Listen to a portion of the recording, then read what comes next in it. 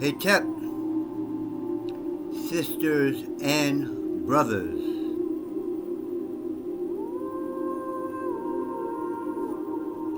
welcome to the House of Divinity.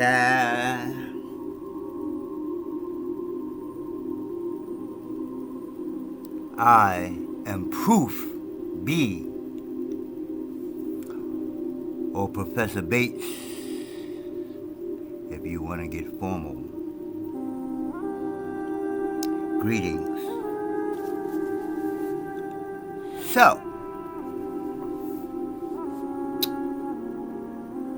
I'm a little late because I was saying I'm going to do this in the daytime. What I have figured out is stop saying what you're going to do because each day might turn out to be. I really appreciate people who can stay on point consistently day after day for years and years and years. So with me, just look at the god dag nabbit channel, and if I got something new, if you into it, look at it. But I ain't doing every Monday and every Tuesday. I do it as I feel like it. Like right now, I was looking at a movie and I was like, this god dag nabbit movie is boring. Let me make a video that I didn't do because it's late. Anyway, these videos, at least this particular video, I am reading from the Nuk-Ur Neter, or I Am a Divine Being, the Kemetic Holy Scriptures. Now, the purpose, the reason that I am reading from the book is, for one, well, first of all, obviously, it's in the hopes, since I'm on YouTube, it's in the hopes to find people who are of like minds and maybe want to learn this stuff. And that being said, two, I'm reading from the book, so maybe you might get something out of my reading on the video, but you probably really need to get the book. Excuse me, because I'm, like it's 3 minutes now, so I'm trying to stay within the algorithms and up to 12 minutes and all that dumb shit. Get the book and follow along. You understand? Overstand? Understand? Okay, enough talking. Let me read from the book. So,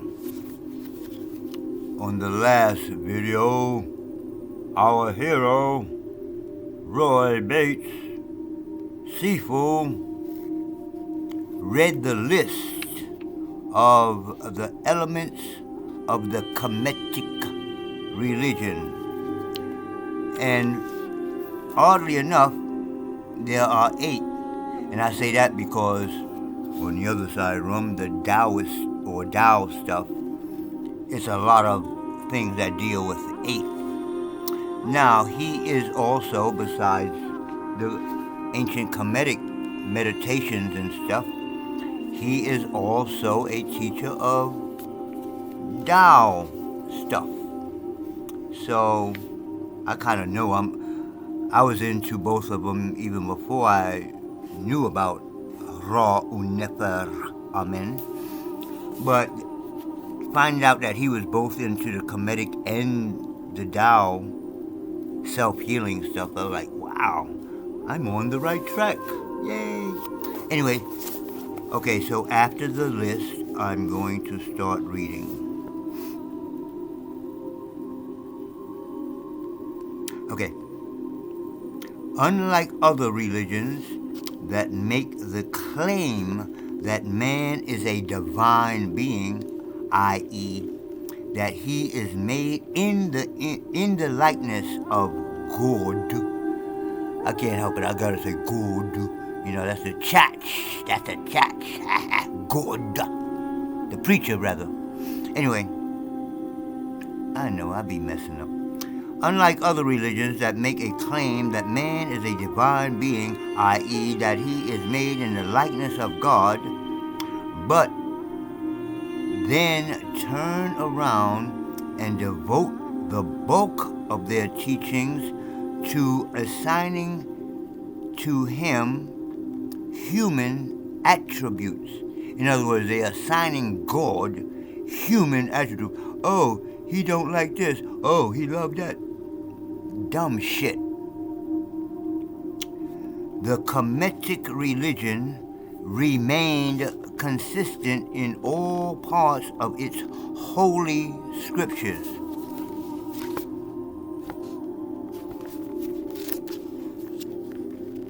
And for over 3,000 years in its affirmation that man is a divine being, not a human or human being, another level up.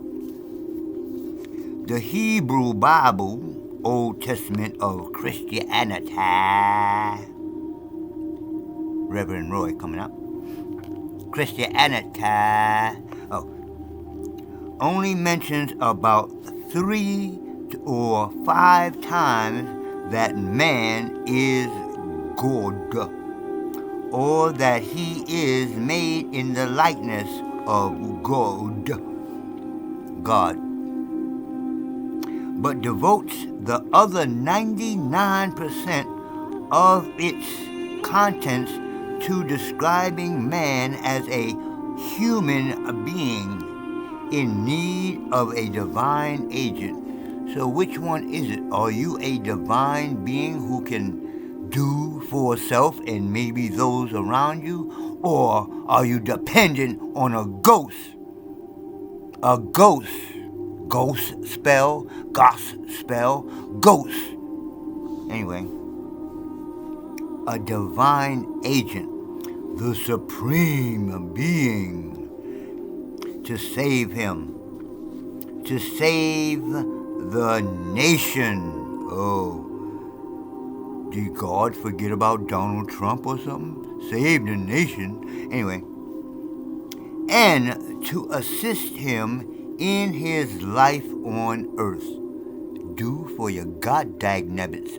Anyway, the reason for this is due to their view that although man has been made by God in his likeness, all people born after Adam and Eve lose their divinity because of the sin, original sin, of the latter.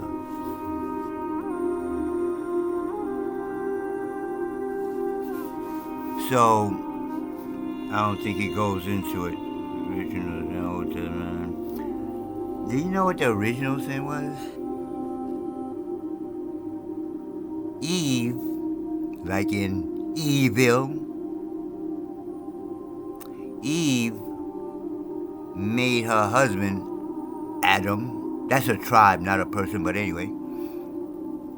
She made her husband Adam eat an apple from the tree of good and evil, or the knowledge of good and evil. Okay, so God, why did you put this? If you don't want me eating it, don't put it right in front of my face. But anyway, stupid ass story. Anyway, so a talking and walking snake came to Eve and said, get your husband to eat the apple. Wait a minute. Wasn't Eve supposed to be gooder than the first wife? Oh, y'all don't know about her, huh? Yeah, Adam had a first wife called Lilith. And she was supposed to be like stupid evil. So Eve is talking to snakes, and there's nobody else in the garden except the snake. I'm getting off subject. Dumb fucking story. Dumb. Anyway, this is for children. Snakes talking to people and walking around, and women getting their men to eat an apple, and they suddenly have an Adam's apple, and that was their sin. Oh my God, I can't believe adult people older than me still believe this garbage. I'm sorry, I get excited with this because this shit is dumb. Let's read some real stuff. Real, like sit your ass down and do something about it instead of waiting for a goddamn snake to come out of somewhere talking.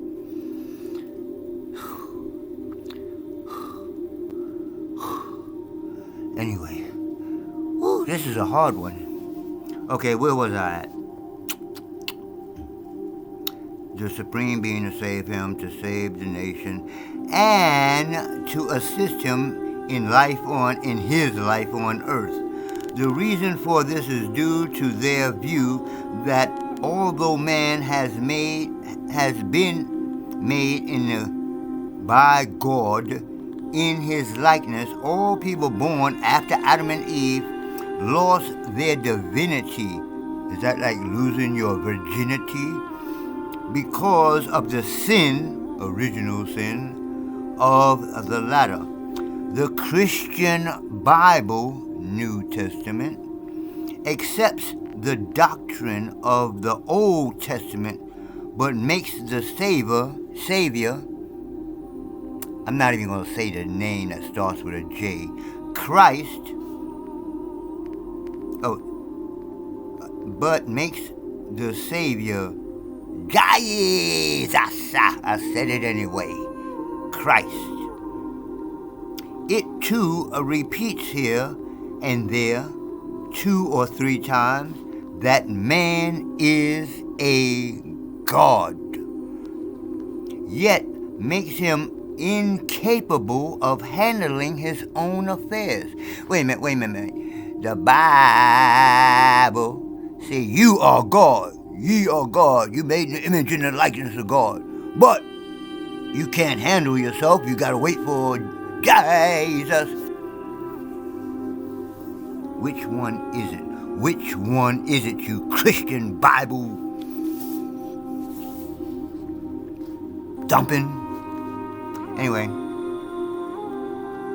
but the Old Testament makes the Savior Jesus Christ.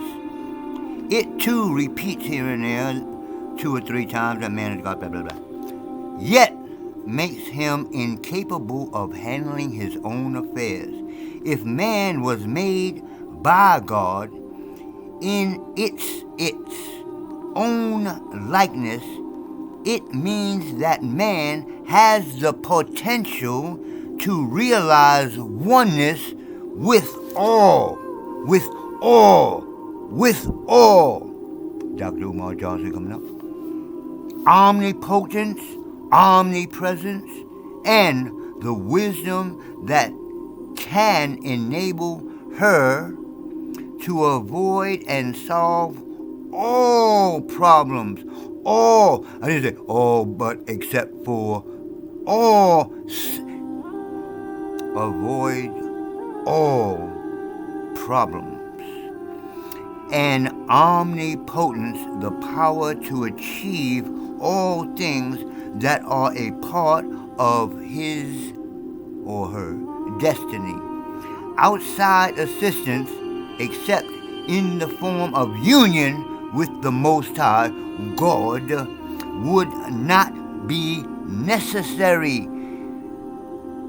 The Most High is already a part of us. The Most High is already within us. The Most High, we are just a little drop of water in an ocean of water, but we still a drop of water. One may argue that the union with God or with Jesus comes from observing the admonitions and the commandments of the scriptures. And this is true. But the problem resides in the fact that saddling man with an essential self-image of humanness, with all of its built-in essential frailties and limitations, leaves man open to sin. This is the fundamental reason why, in spite of all the teachings in religion, spirituality, and philosophy,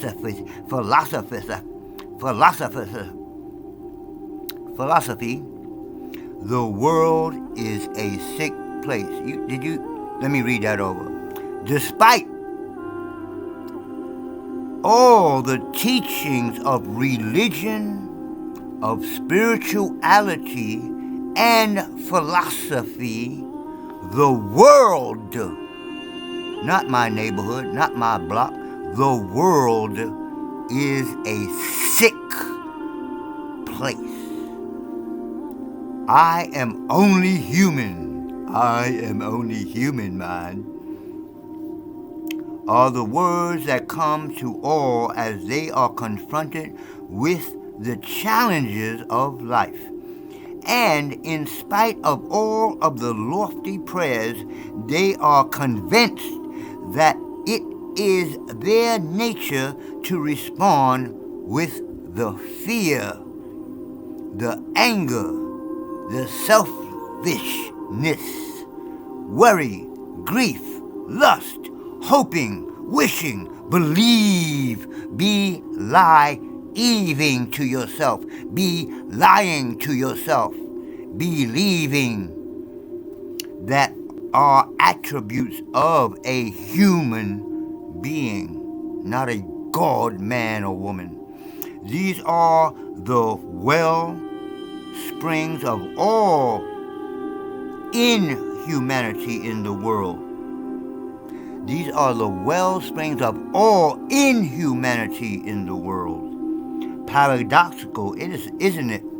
Humanity is the fundamental cause of inhumanity. Humanity is the fundamental cause of inhumanity.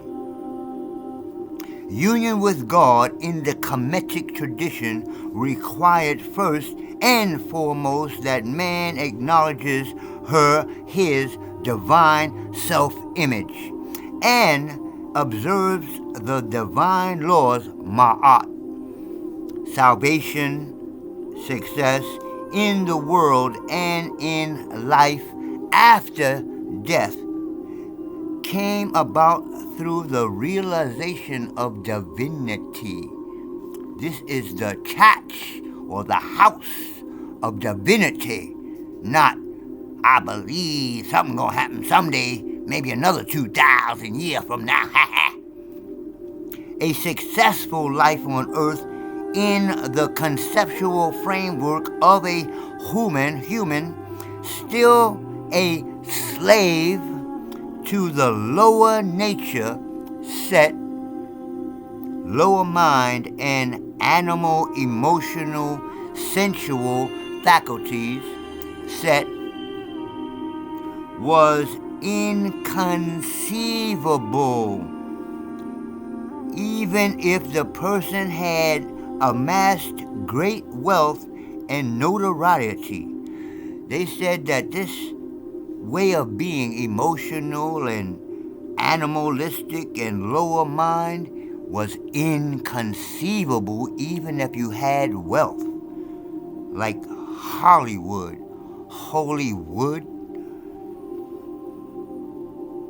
A successful life in the life before and after death was a life of happiness.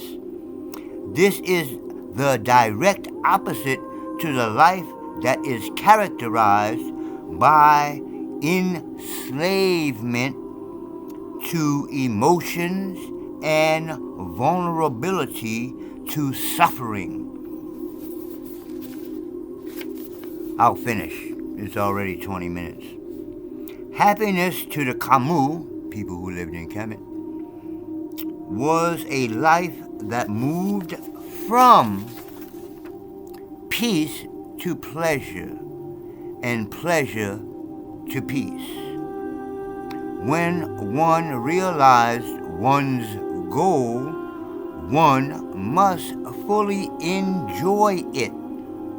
And when one was in want, one must be at peace and enjoy the peace. Because you ain't got nothing else unless you enjoy pain. That's a whole nother subject, because that's in the middle of peace and pleasure. Anyway, unhappiness is a life that moves from enjoyment of achievements and suffering in want or loss. What I just said. This is the emblem of a failed life. You learn to pray to God to enjoy your achievements, but you worry or fear or express anger when you are not getting it. And you grieve. Mommy, I lost my dollars. And you grieve when you lose it or fail to achieve it. Don't grieve. Be at peace. Because not everything is successful. Anyway, when you fail to achieve it, if you fail to transcend this behavior while alive, you will not enjoy peace after death of the physical. You will be glad then that you would not live eternally thereafter. What within you or about you, therefore, is there for a Savior to save. Wow, wait a minute. Let me read that over again. What within you or about you, therefore, is there for a Savior to save. And if you have taken care of these defects, then you are not the Savior. Oh, excuse me. If you have taken care of these defects, then are you not? Then are you not? Then are you not the Savior yourself? I'll leave you to think about that one, and I'll read again tomorrow. But for now, I'm out. Peace. I went off. I just got caught up in this one. This I don't know what happened to me, boy.